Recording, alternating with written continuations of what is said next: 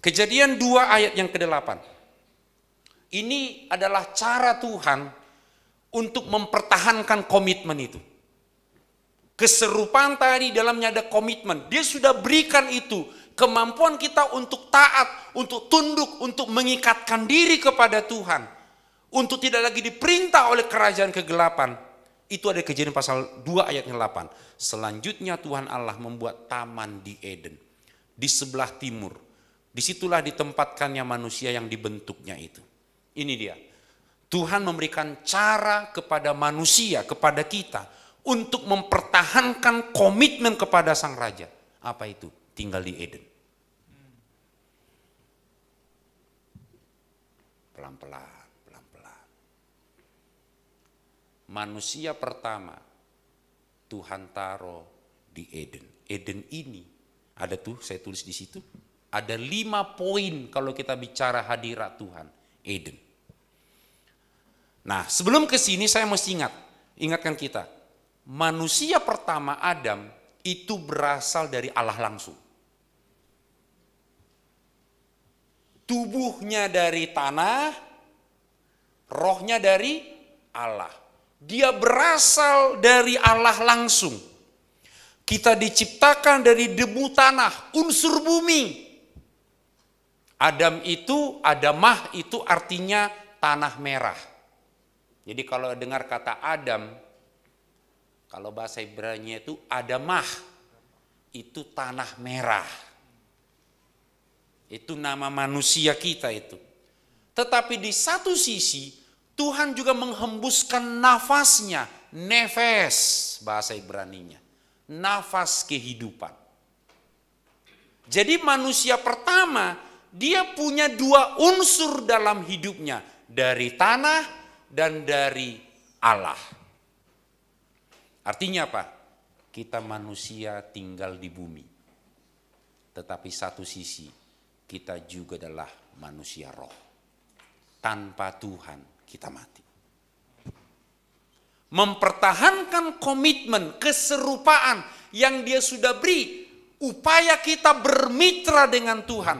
Mengikuti semua aturan Tuhan, semua ketetapan Raja.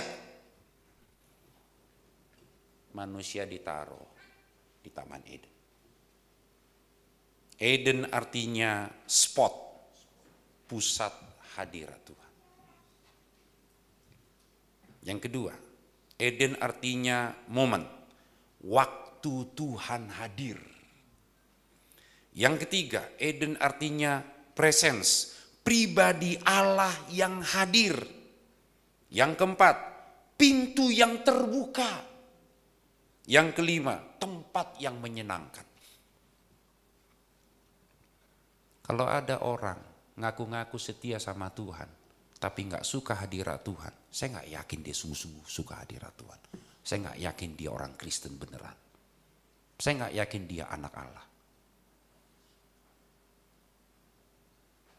Kalau ada orang berkomitmen, ngaku-ngaku berkomitmen ke gereja, tapi ibadah juga nggak pernah, ya bohong juga berarti kan. Kalau ada orang ngaku-ngaku, saya anak raja, tapi nggak suka berkomsel, nggak ada komitmen sedikit pun, nggak yakin juga kita. Karena di hadirat Tuhan itulah kita menemukan keserupaan itu. Kita diingatkan terus akan kesadaran bahwa Tuhan itu adalah mitra kerja kita. Tanpa hadirat Tuhan, komitmen kita akan mati. Sehebat apapun kita, tanpa hadirat Tuhan, komitmen kita akan mati.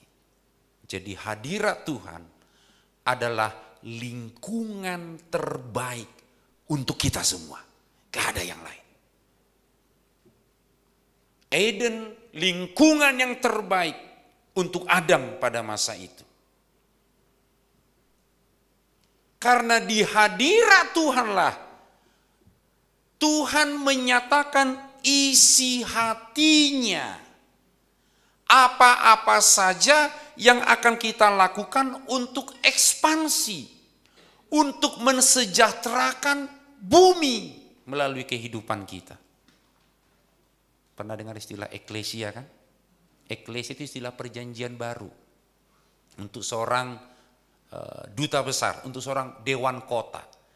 Nah di Romawi, eklesia itu duduk di sekitar dekat raja, dekat kaisar. Mereka harus memperhatikan perkataan kaisar. Apa yang keluar dari mulut kaisar dicatat baik-baik. Ketika mereka mendapatkan perintah, mereka menjadikannya menjadi undang-undang. Dia pulang ke tempat mereka masing-masing. Mereka berunding dan mengeksekusi keputusan-keputusan kaisar di dalam komunitas masyarakat. Bukankah kita ini eklesia? Kalau kita enggak menyadari keserupaan tadi, pastikan kita enggak mungkin bisa komitmen menangkap isi hati Tuhan kita. Bukankah di Eden itu atau di hadirat Tuhan itu kita menemukan apa yang menjadi isi hati Tuhan bagi komunitas kita? Nanti boleh ditanya kalau nggak paham ini. Kita masuk sekarang Kejadian 2, 21, 23.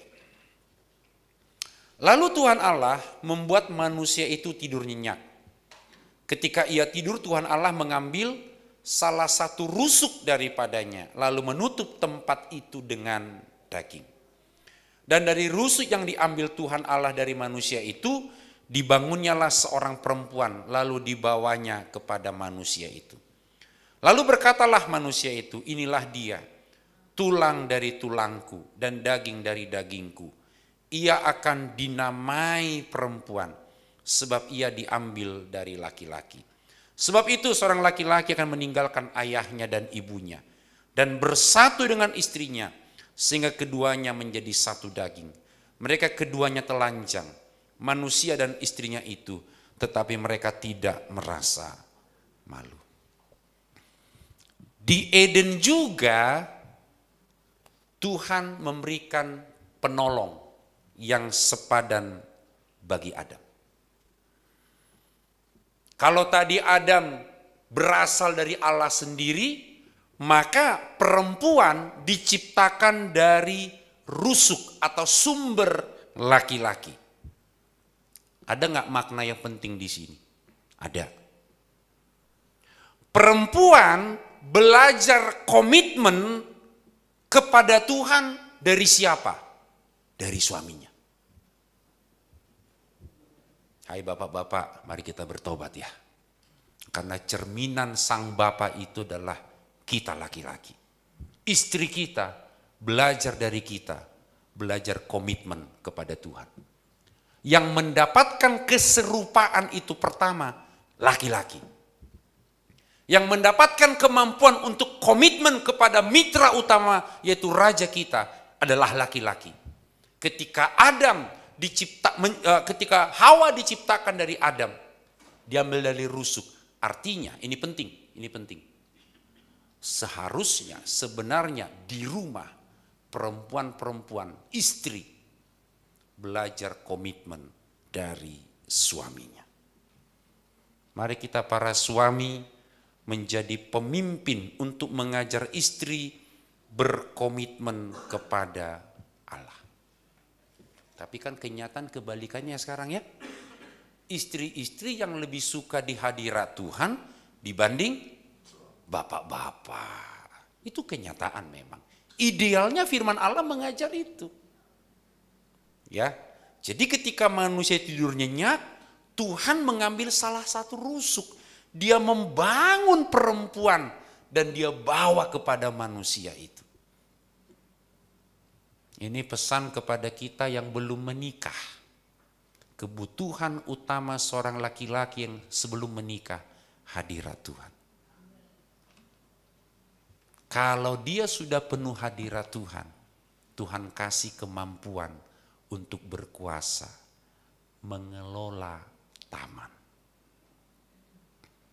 Jadi para wanita yang belum menikah di sini, kalau sedang punya gebetan, pastikan dia suka, laki-laki itu cinta hadirat Tuhan. Tenang hidupmu kalau dia cinta hadirat Tuhan. Wah, khotbah ini cocok ya. Banyak mengaminkan. Mari kita melihat kemudian ayat 24 tadi. Keduanya menjadi satu daging. Perempuan berasal dari sumber laki-laki, maka kita suami berkomitmen mencintai istri. Istri kita itu gambarannya berasal dari kita. Maka kebutuhan para istri adalah dicintai. Yang belum menikah bayangkan aja dulu. Perempuan berasal dari sumber laki-laki, maka istri harus berkomitmen menghormati dan tunduk kepada suami. Kebutuhan terbesar seorang suami adalah dihormati istri. Banyak orang kebutuhan suami saya apa? Hubungan seksual. Enggak. Itu nomor 2. Kalau para istri menghormati suami, wah bangga banget dia. Kenapa banyak laki-laki selingkuh? Enggak dihormati istri.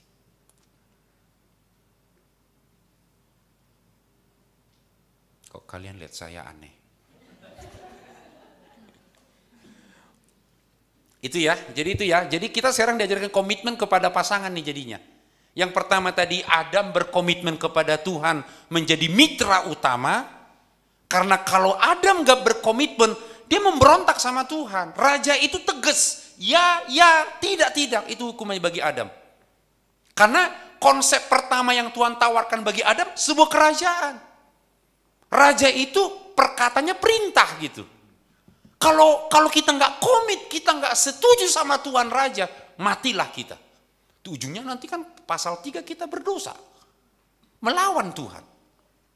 Nah, di konteks Adam dan Hawa, Tuhan juga ajar komitmen terhadap pasangan. Karena laki-laki, perempuan, Adam dan Hawa bermitra antar mereka berdua untuk menguasai, untuk mengelola bumi pada masa itu. Kalau dalam perjanjian baru istilahnya itu adalah teman pewaris kasih karunia. Jadi bukan beranak doang. Ya Bapak Ibu ya, punya istri, punya suami itu bukan untuk punya beranak. Tetapi lebih dari sekedar beranak. Kalaupun punya anak kedaulatan Tuhan loh ya. Jangan anggap pernikahan gagal kalau nggak punya anak. Ini ditegaskan dulu nih. Anak itu pemberian Tuhan. Kalau kita punya anak, maka kita harus membuat cetak biru, melahirkan generasi-generasi ilahi seperti kita. Bapak Ibu tahu kenapa Adam dan Hawa ditaruh di Taman Eden? Biar anak-anak Adam dan Hawa terbiasa dengan hadirat Tuhan. Itu maknanya. Tuhan nggak bilang, Adam Hawa kamu beranak di semak-semak sana aja. Enggak. Adam dan Hawa ditaruh di Taman Eden biar nanti mereka punya anak terbiasa dengan hadirat Tuhan. Kalaupun nanti mereka ekspansi makin banyak, makin perlu beranak cucu, bumi ini jadi Eden semuanya. Itu awalnya. Ini lain cerita kan karena ada dosa ya, jadi lain cerita. Tapi Tuhan maunya, idealisnya Tuhan itu awalnya. Mohon maaf nih, hubungan seksual di hadirat Tuhan. Ya betul. Karena seks itu kudus.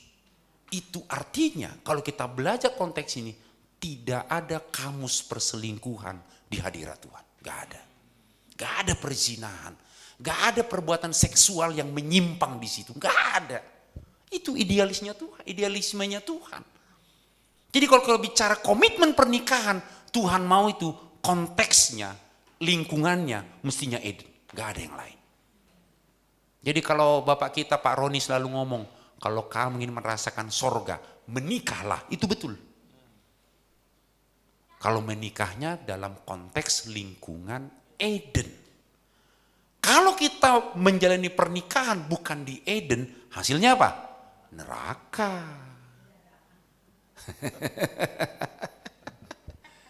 Jadi itu ya Bapak Ibu ya, obat dari perzinahan, cara menangkal perselingkuhan suami istri ada di dalam hadirat Tuhan.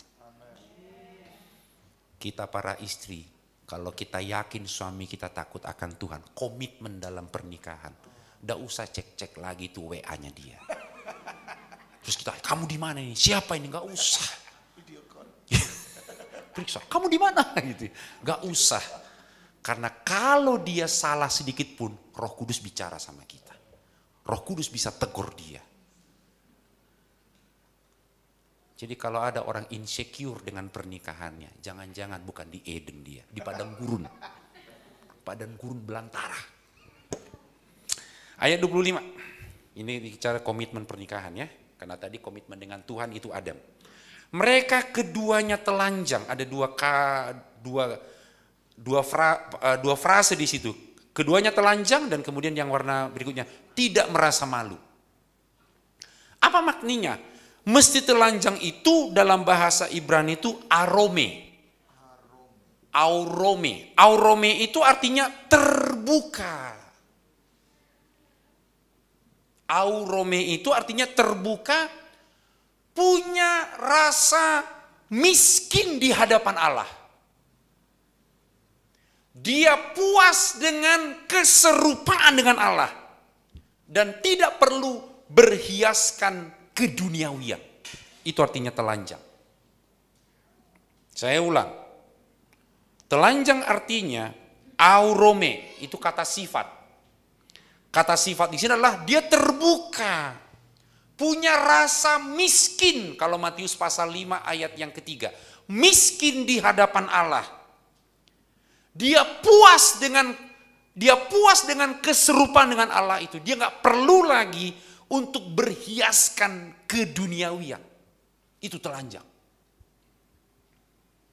Jadi nggak perlu ada intrik-intrik duniawi dalam hubungan suami dan istri.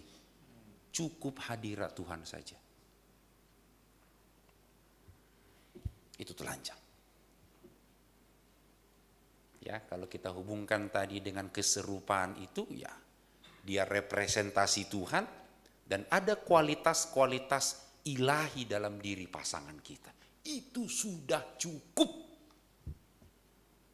Telanjang, terbuka, rasa miskin, punya perasaan miskin di hadapan Allah. Kemudian tidak merasa malu. Kata malu dalam bahasa Ibrani bos, B-O-O-S-H, bos pakai H. Ini kata kerja. Justru malu itu bagi orang Ibrani kata kerja. Apa itu? Dia merasa terhormat karena keserupaan dengan Allah itu cukup. Dia tidak terintimidasi oleh apapun. Jadi ada dua kali pengulangan pengertian telanjang dan tidak merasa malu dihubungkan dengan keserupaan dengan Tuhan tadi. Jadi saya akhirnya menemukan begini, kalau orang berkomitmen dengan pasangan dalam pernikahan, kan kita bicara komitmen nih ya, maka jawabannya cuma satu tadi. Betul-betul menaruh keserupaan dengan Tuhan itu dijunjung tinggi dalam hidup mereka.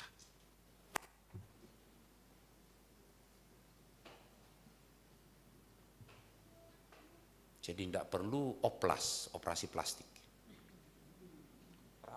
Perawatan boleh Pak. Saya juga pakai skincare Pak, sama Pak. Pakai serum. Karena pendeta kalau mukanya serem kan jemaat takut juga. Anak saya kan 3 perempuan Pak. Ayo urus Papa. Langsung dioles-oles tadi serum semua. Siang-siang pakai itu anti ultraviolet Pak.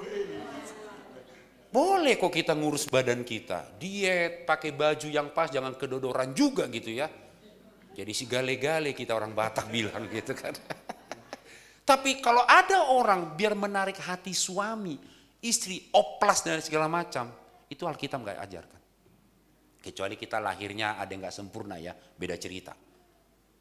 Tetapi keserupaan dengan Tuhan, kita junjung tinggi di antara pasangan, itu membuat kita bisa berkomitmen dengan pasangan. Wow.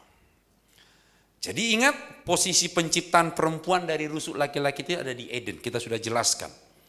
Jadi untuk mempertahankan komitmen, suami istri harus tinggal di lingkungan Eden, hadirat Tuhan.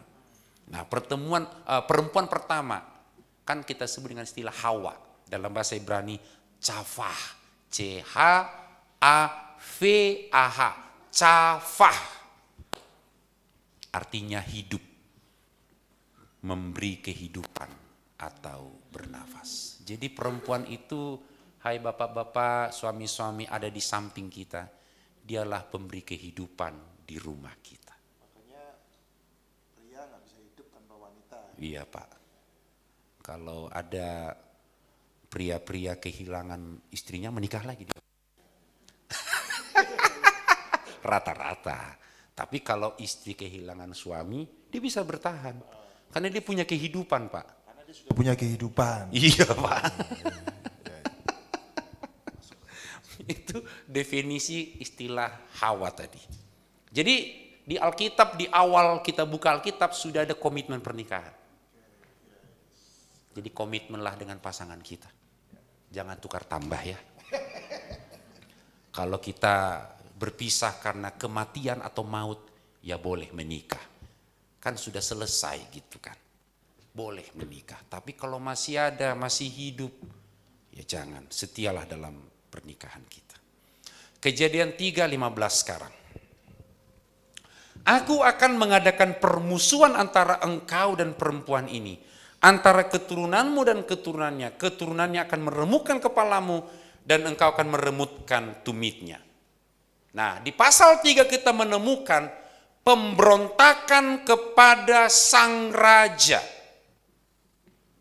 Tadi saya sudah cerita di pasal 1 Kejadian, manusia diciptakan serupa segambar dengan Tuhan. Keserupaan itu membuat manusia mampu berkomitmen kepada Tuhan.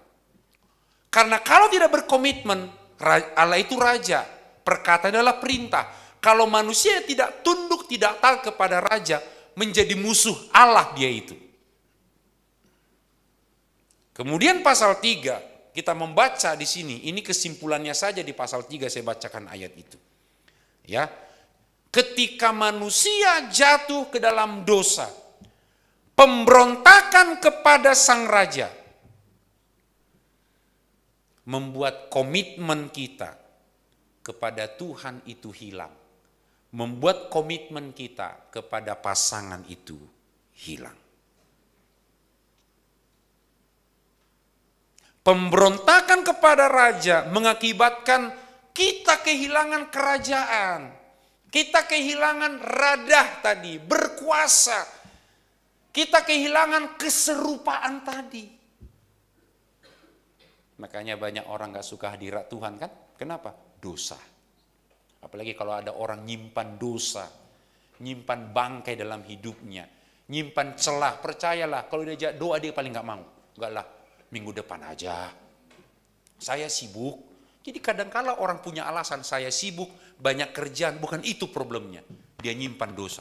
Karena kalau orang masuk dalam hadirat Tuhan, semua yang tersembunyi akan terungkap.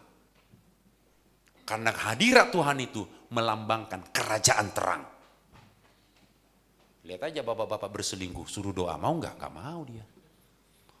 Yang takut gini, takut nanti ada orang dapat nubuatan, gue betul-betul terungkap, gue berzina katanya. Ada lu begitu, saya pernah lihat. Ada orang begitu. Jadi kalau nyimpan dosa, pasti gak suka. Kenapa? Dia simpan dosa. Ingat ya, jadi dosa itu membuat kita kehilangan keserupaan. Kehilangan keserupaan sama dengan kehilangan komitmen. Karena di dalam keserupaan tadi itu, Tuhan kasih juga komitmen di dalamnya. Kalau keserupaan sudah hilang, otomatis kuasa radah memerintah hilang juga.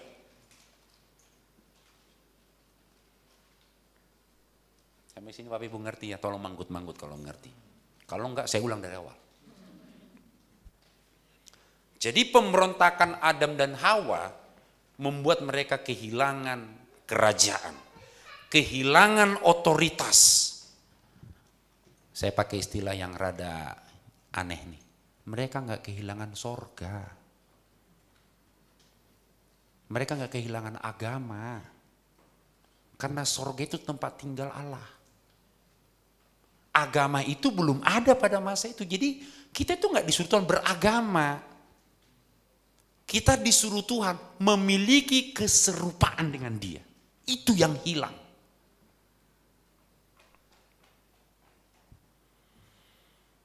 Siapa yang menghancurkan semua kehidupan manusia? Lucifer. Jadi kalau dalam teologi, ular yang bicara itulah iblis yang dijatuhkan Allah dari sorga. Dalam Kejadian 1 ayat 1, ayat 2 ada gap di situ. Disitulah Lucifer dijatuhkan dari sorga. Jadi Lucifer ini langsung yang menggoda Hawa. Kalau kita bilang raja iblis, yes. Jadi apa yang hilang dalam hidup kita? Komitmen itu hilang kalau kita jatuh dalam dosa. Kita kehilangan kerajaan, kita kehilangan otoritas memerintah. Apa yang raja kita lakukan? Konfrontasi. Dia panggil semua mitra-mitranya. Adam, Hawa, sini. Iblis, kau ke sini juga. Dia panggil 3 orang itu. Konfrontasi. Makanya ada dialog tuh, saling menyalahkan kan. Tuhan, perempuan yang kau taruh di sisiku lah. Nah, itu kan merusak komitmen itu tadi. Akhirnya menyalahkan pasangan. Coba deh kalau kita berantem sama pasangan, nyalain kan? Ya, iya, yang ianya kenceng itu sering. Yang diam-diam pelaku utama pasti, karena nggak ngaku. Jadi benar kan? Dosa itu membuat kita nyalain pasangan jadinya. Karena atmosfernya sudah berubah, bukan lagi Eden, tetapi dosa gitu. Saya meyakini Pak Thomas mengajar Bapak Ibu di tempat ini. Kita sering diajarkan mungkin. Kalau cekcok itu hal yang biasa. Tetapi berespon dengan baik. Ada saatnya kita mengalah untuk memadamkan api amarah. Saya selalu mengatakan kapan hari saya khotbah di PIK saya bilang gini. Kita seringkali menganggap bahwa orang muda yang harus minta maaf sama kita. Di kamus Alkitab bukan begitu. Di kamus Alkitab, siapa yang mengasihi Tuhan, dia duluan yang berinisiatif membuka perdamaian. Iya dong, mau kamu tua, mau kamu muda, tapi karena hadirat Tuhan, karena menghormati Tuhan, maka kita yang memulai perdamaian. Ya, jadi kita melihat konfrontasi terhadap rekan-rekan mitranya tadi. 2 orang mitranya Tuhan, mitra ekspansi di bumi Adam dan Hawa. Dan 1 penguasa kegelapan, si penipu yang telah mendustai itu. Muncullah ayat ini. Bahwa kelak nanti akan ada keturunan khusus perempuan yang akan memulihkan komitmen kita. Memulihkan kerajaan Allah. Kalau dalam teologi ini disebut dengan istilah proto-evangelium. Proto-evangelium itu artinya berita keselamatan yang pertama. Jadi sudah ada janji akan lahirnya Mesias, Kristus, Raja yang diurapi dalam Kejadian 3 ayat 15. Itu makanya Matius 4 ayat 17. Sebab sejak waktu itulah Yesus memberitakan, bertobatlah sebab kerajaan sorga sudah dekat. Yesus mengkhotbahkan apa? Bertobatlah. Yesus membawa pesan kerajaan. Pada waktu itulah tentu menunjuk kepada penangkapan Yohanes Pembaptis. Nabi yang memberitahukan kedatangan raja. Yesus sebagai raja, sang firman yang tadi kita baca Kejadian 1 ayat yang ketiga. Sang firman itu turun berinkarnasi menjadi manusia. Dia raja di sorga. Dia turun menjadi anak manusia seperti tema Natal kita. Anak manusia. Kalau dicubit dia rasa sakit. Dia bisa lapar. Dia tahu penderitaan manusia, itu anak manusia. Tapi satu sisi, dia juga anak Allah. Pesan dari anak manusia dan anak Allah ini cuma satu tadi. Yang pertama kali, bertobatlah. Rupanya bagi orang-orang yang tidak berkomitmen, khotbah pertamanya mesti bertobat. Karena komitmen itu mengembalikan keserupaan dengan Tuhan. Kalau keserupaan itu sudah dikembalikan, dia bisa berkomitmen.